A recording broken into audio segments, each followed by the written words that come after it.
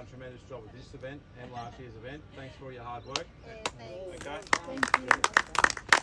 Okay, well, I'm Ronnie Stafford. I'm from a company called RV Warehouse, but we manufacture great annexes. So, just so I'm aware, who was at the event last year and heard me speak? I didn't hear you speak then. It was cancelled, wasn't it? It was cancelled. It's canned. Oh, sorry, the year Yeah. before. Oh, yeah, every time, that's right, correct, you're right. Last year I was canned. The year before that, though? Was that the thing? Before that, I was. Yeah, so nonetheless, so most of us are new, so I'll cover over the same points. I didn't want to repeat myself to everyone again, you know. So we've forgotten, Ron. yeah, yeah. So we've got a lucky door prize at the up at dinner tonight, which is a barbecue porch kit. Oh, And Neil's hearing aids are playing up. He said, "Where's the red Porsche?" So I said, "Right, mate, it's time to wheel you home again. You're back. They're waiting for you to get home." When he's going to let you have a Porsche? Yeah. So I've been playing with awning and annexes for over 23, 4 years or so, and been manufacturing in Brendale for 17 years now. So in that time, I've come across all sorts of caravans and RVs and had to solve the awning and annex rooms. Our company basically goes anywhere from replacement awning fabrics all the way through to big outdoor living spaces where you can punch bedrooms off the back and beer gardens off the side, and little barbecue porches or full resort porches, as well as room kits. So we're pretty much niche in that area. We don't really get into any much else, like people go, "Can you make me a wheel cover or an A-frame cover?" That's not what I do. I just stick just in that awning and annex space. So today what I want to do is just cover over some general hints and tips and operational things that you can do just to learn, expand your knowledge around awnings. So awnings are the #1 most claimed item on any caravan. So the Insurance Council of Australia tell us in caravans, awnings is the #1 most claimed item. And it makes sense given that they're most vulnerable to the weather, right? But sometimes with awnings, how we use the awning can also increase our risk of getting caught up with damage. So a couple of first things I want to show you is just how to set your awning up when it's out. As you can see here, I've already rolled the awning out. I've raised up my arm. I don't know if anyone was paying attention while the rain was on under the gazebos there, but even myself from inside the van, I just had this pulled out maybe 800 mil a metre, and there was enough slack in this material for it just to start bellying water. And I heard a bit of water get off the awning as I was inside there. I'm like, I was thinking you guys were pushing water off yours, right? And not that soon later, I heard a bit more coming off. I'm like, that sounds too close. And sure enough, in that one little shower of rain we just had there, I started catching water that quick. So upon that, I knew I was going to come out and put it all up. So all I had to do to rectify that situation was just get one leg higher than the other. And all of a sudden, oh, she come off, right? So one thing you can do straight away when there's showers around like this and there could be a chance of a rain dump, is just 2 or 3 holes lower on one end is enough just to send water down the awning. Pretty simple, but today was a really good reminder around what can happen very quickly. But also look at your ground level and see where it's going. So I can see this is falling to there. So I'm going to be dropping that end down. Obviously we want the water to continue away so it doesn't come back through our camp. But that aside, we have a rollout awning. It has an awning skin that's attached in 2 places on this drum, and your third track on the drum is where your pull strap is, where your shade cloth or your annex wall will fit. I see a lot of people as they set their awnings up, they kind of get this third groove where your wall is, and they pull it right round so that's facing the ground, right? Makes sense. I want the wall to go to the ground. I'm going to turn that out and face that to the ground. Problem I've just made myself then occur is now I have an obstacle of water coming off my awning. I've now got a rain gutter restricting water from being able just to run off that roof. So has anyone ever heard of 3 o'clock position for your awning? 3 o'clock position. Okay, 1 person. So this is going to be great news for all of you. When you set an awning up, every time, whether you're putting annexes on it or not, every time you set your awning up, this spare groove that this strap's sliding in and out of, if you look at the ratchet end here as a clock face, we want that spare groove to be at 3 o'clock position. And I'll demonstrate why. What you have to do at this time is manhandle the drum, just flick it to close again. Allow it, can you, that's fine, it's fine. You allow it to come back in, and I can now see, you guys can see, that's now at 3 o'clock. So that spare groove is facing directly back at the caravan wall. Now what we've done is we've brought this first spline attachment right over the front of the drum here. So now on water's coming straight off the top. Has that landed? But there's a second step to this. Right? Yeah, two things. If you're back on that position and water can't get away, it sits on that stitching line, and if anyone's ever getting water dripping through their fabric in behind their drum dropping there, it's because water's sitting on that stitching, and as fabrics age, the fabrics dry out and they shrink, but shrinking fabric opens holes up as it shrinks, right? So by going up to 3 o'clock, we solve the problem of water coming off, but we now get that stitch line over the front of the drum, so there's absolutely no way water can come in behind the drum. Landed? Yep. Okay, so. How do you stop that when you put the bloody anti-flaps on?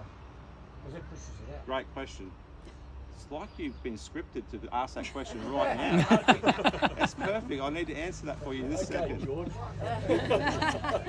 So the next step, after you flick that switch to roll, it's now in roll up. I'm gonna hold it and let it get back to 3, right? But what I'm not gonna do is I'm not gonna flick it back to roll down again. I'm gonna actually leave it in roll up. And then I'm gonna pull the pressure through this brace arm of the awning. I'm gonna pull through this. That gets me nice and tight on the roof.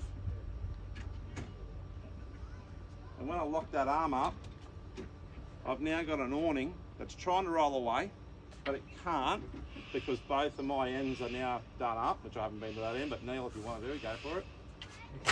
You're pulling down and you're getting that tight. Get a step ladder. Right? Yeah, he does. Yeah. Longer legs. But what we've got now is we've got the roof where there's no gutter, so water's coming off. We've got 3 o'clock position on the spare groove, and we've got a roller that's actually in roll up, right? Therefore, massive wind and rain comes and hits this awning, it's trying to answer that pressure straight away. 90% of people will leave that in roll down, given that's what you think you want it to do. You want to be in roll down, you don't want it to roll up, right? Here comes the wind, here comes the rain. There's your anti-flap kit starting to move out, not holding their position. So it's one step that, Neil, if you can loosen that off, please, mate. There's only one step you're missing, and everyone needs to do this every time. Flick it. After you put your shade cloths in, all this, do that all down low. Happy for you to do that, but once that's all done, close. 3 o'clock on that spare groove. Leave it in up close. Pull the pressure back through it. Lock that knob up. That's it. And then your anti-flap kit fit in the holes. That's what I thought. Right? Have a look. Correct. Have a look. Right. I So- guarantee that you're right. He's very comfortable with that beer in that chair right now. Right? Have a look. So that's how you set your awning up. And that's how you set up each time. If you go to 3 o'clock position, roll up, locked out, you've now actually increased this capability of the awning to take weather, take wind. Not by a lot yet, but you know you're not going to belly up, and you know the wind's not going to push that roller out on you and stuff up all your rafters and anti-flap kits. Right. So you set that up before you put the anti-flaps on? Yep, that's now ready for anti-flap kits. Right.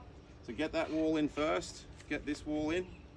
Then take it back up there. Leave it in roll up. Lock up this. But don't forget when it's time to leave. This is in roll up. If you're not thinking, Oh, I already know. you come and let your knobs off. As soon as you let those 2 knobs off and you're not thinking, hang on, it's still in roll up, she's going to go, right? So what we're going to do is we're going to come to this end first. We're going to let that loosen that off, and we're going to flick it straight roll down. Now we can go and take all the pressure off it, and it's not going to roll up on you. Any questions around that? Why weren't we told before? Because I wasn't here before. I'm here now. I've been caravanning. Steve and I've been caravanning for 20 years and I didn't know. well, there you go. Until Ron told me. Did you know? Then I still forget. But you know, the team are really good with caravans. You know, this is part of the caravanning, admittedly. But no one in the caravan industry at a dealer level really gets into the nitty gritty of this. It's only one of many appliances and accessories on a caravan they've got to hand over. And they're not going to this time and detail because one, they don't have the time. Two, they might not even know the detail. You know, so. You've got a YouTube video, haven't you? I do, yeah. So Great Annexes has a YouTube channel with plenty of videos for you to get even more information around how to do that. All right, here's another thing. I was going to say, what about pulling the legs down when you... Perfect. It's like you were scripted to be here. Ask you that question right at the right time. So, now, when standing... Okay, first of all, where's the best place to have your awning arms, up or down? When I say up on the van or down on the ground? Ground. Who else? Who cares? On the van. On the van. Van. On the van. Ground or van? So how's that? Who says ground?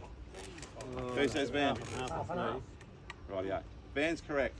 Reason is, what we have, who's a builder or been in construction? You've got a triangle. We've got a triangle. What's a triangle do? Strong. Strength, bracing, right? So while that awning is sitting on here, and that's creating an A-frame, when you get loads, it's absolutely now braced back through the whole van. This is the strongest place for it.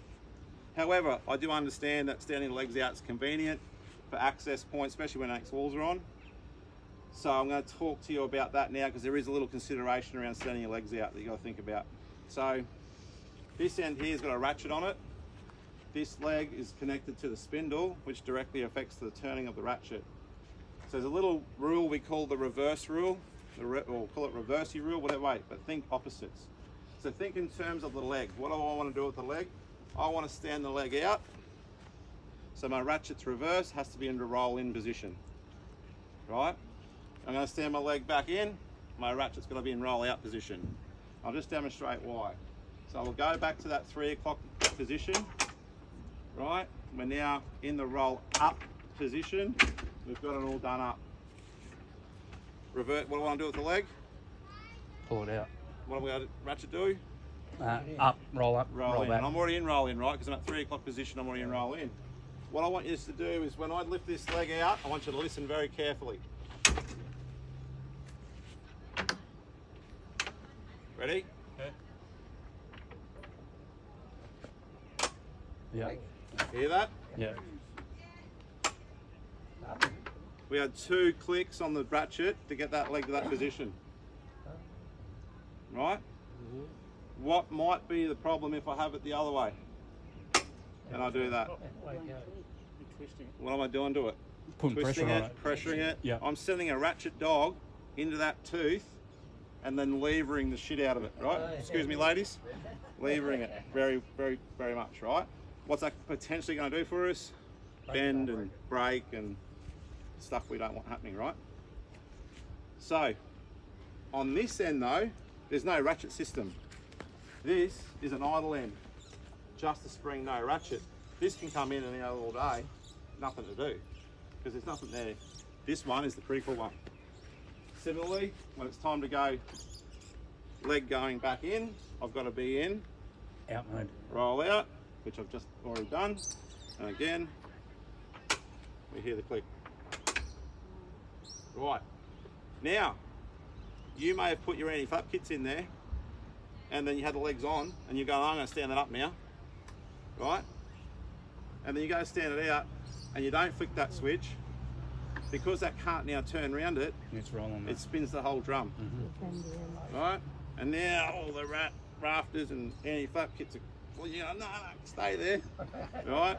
But it can't stay there, because you're sending the ratchet through. So, that's what I want to show you there. That's one thing that I see a lot.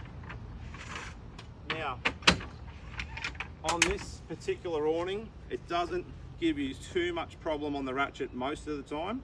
There are some awnings that don't like it at all, and you'll have bent ratchet systems to replace, which is just painful. But the Fortitudes are usually using the Dometic awning. The Aussie Traveller ones, you want to be very careful. Anyone got an Aussie Traveller rollout awning? Probably not. Probably won't see too many of them. Yeah, anyway, nonetheless, there are awnings that don't like it. All right, any questions around that? Yeah, trying to remember in or out. Oh, Reverse. Just think in terms of the leg. What I want to do with it, I want to bring it out, got to be in roll in. I want to take it in, I've got to be in roll out. That's just, it's nice and simple. So if you're only going to put leg out, just one leg out, use this one. Yeah, and that's the one you're generally putting down, right? Because you're going to the front of the van. So this one can come in and out all day. Now, the other thing to think about is when we take that leg out, Neil, right, we lower it down initially because obviously it's a longer distance coming back on the angle. We're going to make sure we're locked up, which we are, and we're going to stand this out. Right. What else might I have to do here? Screw it. Screw it down. Take it down. Pin it. Right. Yeah. And why is that? Blow away. Yeah. There you go.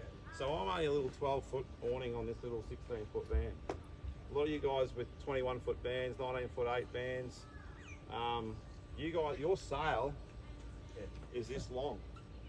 And I always say to people, you think about that sail, you're in a tinny with a mast and that's a sail out in Moreton Bay. You're getting along all right, aren't you? Right? This is the wind loads these things can take. Here's another point of advice. If you get caught in a storm and it's already starting, right? Wind and rain's barreling in. You're like, nah, I'm gonna save this. I'm gonna go out there and I'm gonna move my awning in because I don't want it damaged. By going out in that storm and taking all these brace items off while you're trying to roll it up, what's the chances of you not hurting yourself? Right? You know, some of you have done it and some of you not got hurt. But please, just understand the wind loads that this awning can take can transfer the power through an arm moving through the air, and then you're standing there or someone's standing there, when this thing gets picked up and thrown and it hits you correctly, you're in bad state, right? So just understand if the storm's hitting, to try and get it down in the middle of it, just be, I'm saying don't. Let the insurance fix it, because you might not be able to fix yourself. Fair call? Can I ask you a dumb question? It's perfectly okay to leave one up and one down? Absolutely. No problem. Yeah. But what have I lost here? Straight. I've lost my A-frame brace, and now what am I relying on? Downfalls. Right, and what do the storms do? Uplift. Right, they're always acting. So that ground's getting soggier, and that wind doesn't stop. So now we're really hoping that peg hits and stays. Because if it just has to start coming out for it to get enough lift, What about Gone. a couple of tyres up and you would want as many anchors as you can while your leg is here. Though, it is no problem that, oh yeah, I can see it's going to hit soon. Come straight out here. Just come out. Go, okay. We're back. Right, let the storm happen and then come back out and put it up. You know, that's it. So, but you're doing that before it hits. If it's 2 o'clock in the morning and it hits, stay in bed. Literally. Now, Let the insurance company. the insurance company will pay for it, correct. And Steve's workshop and mine can fix it, don't worry about that. Now, water belly. So we were talking before about catching water. What happens with these extruded drums is it takes on so much water. Once that belly starts, it cannot correct itself. It cannot fix itself. Once it starts, it's over until it collapses, right? And what it'll do is when it snaps, it'll snap it somewhere in the middle, and then it'll collapse it straight in next to that van. Right, and you're going to hear that at 2 o'clock in the morning, or whatever it is, and you're going to go, what was that? And guess what? You're going to go to that door, and what are you going to do? Get it open. Right? So that's another thing to think about, is that we want to make sure water is not at all going to get caught up on this thing. So go into that 3 o'clock position, roll in position, you save yourself straight away from that problem. So obviously the centre ones that you put braces in, that's also assists. Absolutely, yeah. By putting those structures in the middle, now when load hits it, we don't need them to push the fabric up in the air like a camel hump. We just need them to be there. So when that wind and rain hits it, okay, I've got you. Okay. Right? The problem with some of those rafters, this is the rafter I use, and some people go, is that straight? Right? There's 40 mil curve on this at extension, and that's in the middle here. It's just a very slight rafter. So all I want it to do is just sit up underneath that fabric. I don't want it to manipulate the fabric. I don't want it to push up in the air and cause a memory to occur, because once it stretches, you can't get that out. It's now a valley when it's not there. We just want it there so when the load hits it, we're ready. Got me? So don't stress your fabrics in the air. You see some people put noodles on top of it. You do, but you know, a noodle spreads more load, but if it's got enough pressure, it can still form a memory, but not as likely. Not as likely to do. All right, so we've covered 3 o'clock position. We've covered standing that leg out. We've now covered anchoring it. All right, materials are important. So, as we touched on just at the very start, most of the factory direct awning fabrics are what they call a 3-ply material. These are laminated PVC vinyl. So there's a membrane, which is the polyester structure, layer of vinyl sitting. Has anyone ever had an awning so old and it started to peel and flake at the top? Have you seen that? And then when you peel that top layer off, you've got the membrane you can see. Now, when they make these materials, the last thing that happens to this material is like a Scotch guard or UV film gets put onto this material. So that seals it and also helps UV, so the UV doesn't touch it up, and also can't allow mildew to form on the fabric. But it's a chemical coating. So what happens is, I find a lot, people come home from a trip, and of course there's dust and dirt and bugs and everything all over the caravan. We want to clean it. So we're out with a truck wash, CD18, name any others you want, and we get them stuck into the van, and we go, I'll do that awning while I'm here. Does the awning. At that point, the truck wash hit the awning, we just dissolved that protection off the fabric. So now we're an albino in the sun with no sunscreen. It only takes one application. Right? So the tip here is never clean your awning fabrics with truck wash, car wash, 30 seconds, jiff, nothing, chemical. Right? What if you have? You just don't have a protective layer anymore. Can you put another protective layer on it? The only protective layer you can now do is feed it with Armour All, right? Every few months, once you see the sheen go off it, because now you have to replace the inhibitors by liquid, right? So basically the oil that PVC evaporates is paraffin oil. And okay, so the old Holdens, they first come out with the moulded dashboards. They had a speaker in the middle, and what were they doing? Cracking. And why? They were drying out. And as it dries out, it shrinks. It sucks that moisture out, evaporates the moisture out, and it shrinks. Who's had anti-fuck kits and they've had to drill another hole and another hole and another hole chasing the anti-fuck kits? Anyone? Don't keep my vans that long. Oh, going inwards. Going inwards. Yeah. Right, multiple holes. Yeah. So what's happening is, the way this material's made, it's made this way. So the weave is locked this way, but it's woven that way. So 2 things that play when an awning skin shrinks is, one, the natural tension's going to come off it this way anyway, right? But as it dries out, it's also shrinking. It's like a double whammy. The longer the awning, by percentage value, the bigger the shrink, right? Because there's more of it, essentially. So the other thing about washing it and getting it, like, the chemicals just kind of attack and drain it of all of its goodness. And then all of a sudden you're just accelerating that dry out process. And that increases the shrink and all the rest of it. You might notice here, you probably can't, it's color coded, but I've got little screws, stainless steel screws happening right here. And you might even see, even still on this big thick material, right? it's still going to pull and shrink that little bit. But with the 3 plies, which are factory standard now, and it's not Fortitude's fault, every caravan manufacturer's getting them. Because there's less density to the fabric, it doesn't take as long to shrink out, and it shrinks faster. So most factory skins now, 2 to 4 years, and you're replacing them, right? But you can replace them with decent materials again. So that's where we can obviously assist. But there's other people who can buy this around Australia as well. So we're not the only ones doing it. The other layer on this fabric is a block out. So as it gets really hot, it doesn't allow the radiation of the heat to come through the material as much. And therefore it's a lot cooler to sit under.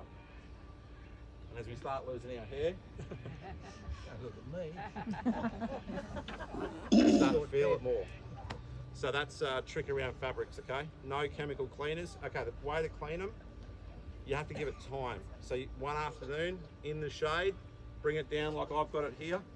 Go get yourself a bucket and go down to Crazy Clark's or Silly Solly's, whichever it is now, and get one of those $2 sponge mops, a little handle, like a little 1-inch sponge on them, right?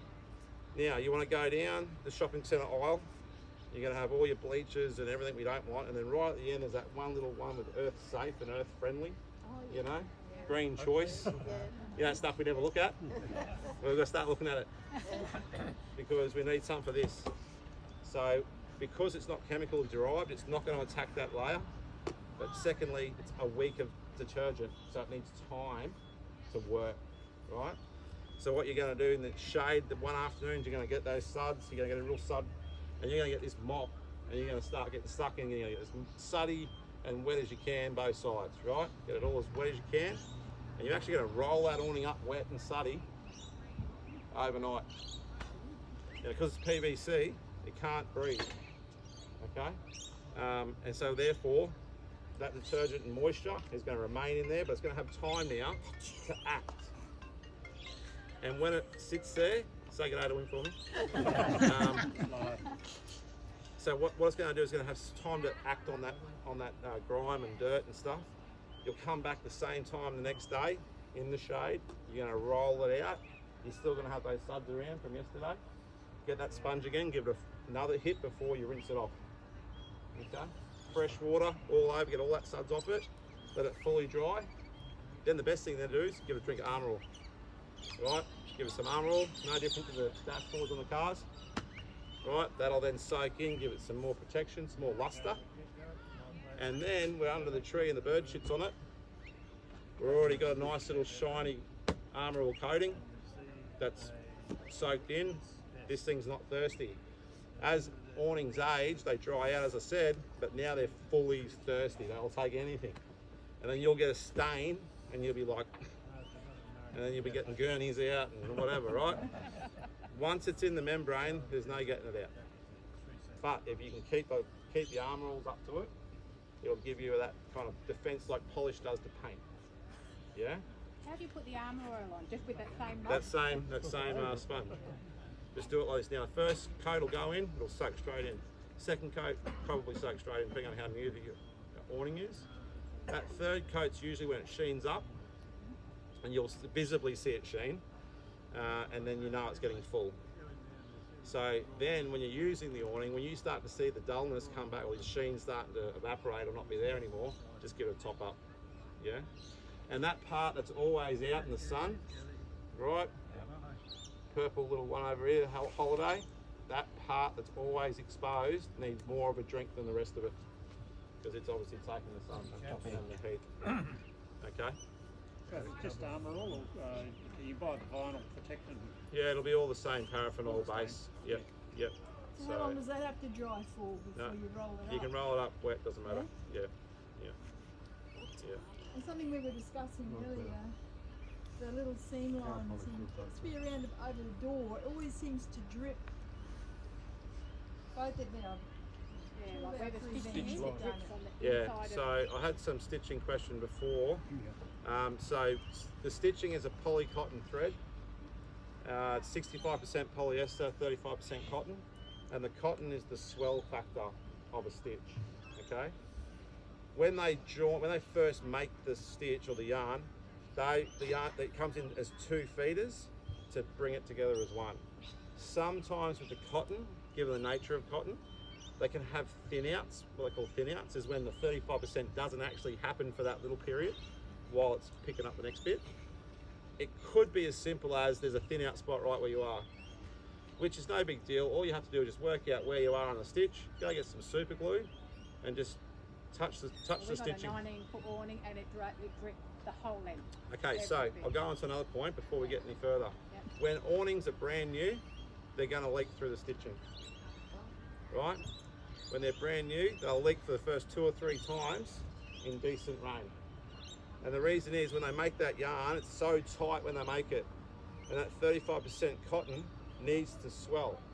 But because it's so tight, the first time it gets wet, it kind of gets in that little bit and expands it. But now we have to let it dry again. And the second time it gets wet, it's going to get that bit deeper into the thread and span it a little bit more, right? And the third time, we're hoping it's getting all the way through now and expands it all up. So what you should find is stitching will swell in 2 or 3 weather periods, wet weather periods, and then seal off that hole. However, from time to time, you won't get a full 35% of swell, so therefore you might have to touch it up with some super glues. All right. Yeah, that's all right in weather. The super glue, it doesn't. Because when it dries, it gets fairly crisp. It does, and look, I'm not saying drown it.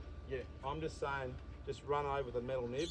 The stitch will actually soak a fair bit of it in just straight up. All you got to do is dribble it. Yep. We're not painting it on there. Right. So just dribble it straight over.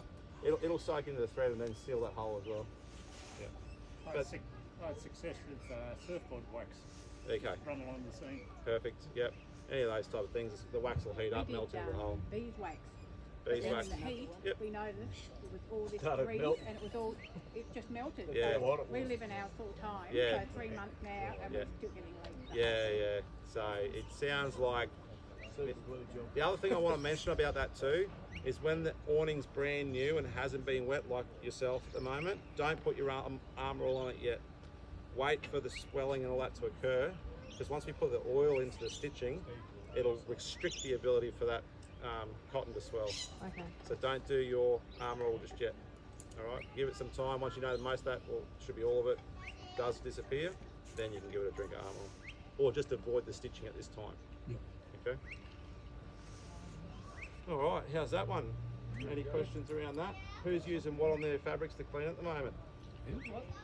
Laundry detergent. Dishwashing liquid. Water. Water, yeah. How's that going?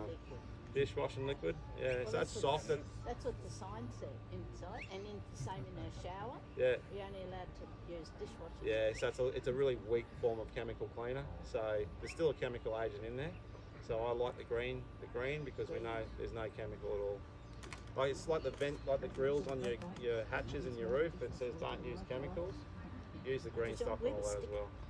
Telling us not to use all these other things. Just use Okay, so I think that talks a lot about what the awning does and doesn't. We've got a set of walls, annex walls that we're going to throw up for your van. So I haven't seen your van at this stage. I don't know what point we're at with it all. Have you got ready to go? We'll go over What and sort of ready do you want? yeah, you've got it all finished, right? We're just going to go look at it. I've got a shade up and I'll take it off. Yeah, we'll get the shade down there. All right. So any other questions before we finish here and move over to the annex setup? Hands up, who's got an annex? Yeah. All right. So Not with us. yeah. So Had one on the last one. Yeah. last one. yeah, never used it. I've had one. Won't Well, use I've got it. one, but I don't use it. It's Yeah. from the old van. Oh, the old van. Yeah. All right. So any other questions around the awning before we finish here and go over and see Mr. Wall's van for the annex fit? Find the best way to clean it. Oh yeah. Straight down. Yeah, straight Right. Yeah, right here. All right. Any other questions? Probably later. Go over and try and tidy up. over the. Oh, it's- Yeah, I know what you mean. You're not allowed to go to work getting protein. No. We've set ours up. Yeah. Yeah. So where are you looking at that? They'll know what to go In the to. middle. In the middle. Why do we have it in the middle? Because that's where See your how I big. slid up, see how I slid over? So I flicked and I slid back because I've got two big springs happening in here that are tensioned the same way. So when I come to the middle, I allow the springs to evenly distribute their tension over the fabric. If I'm down one end, I'm having resistance on this spring, and that one's a bit looser, and then we're going to start to have wobbles going in.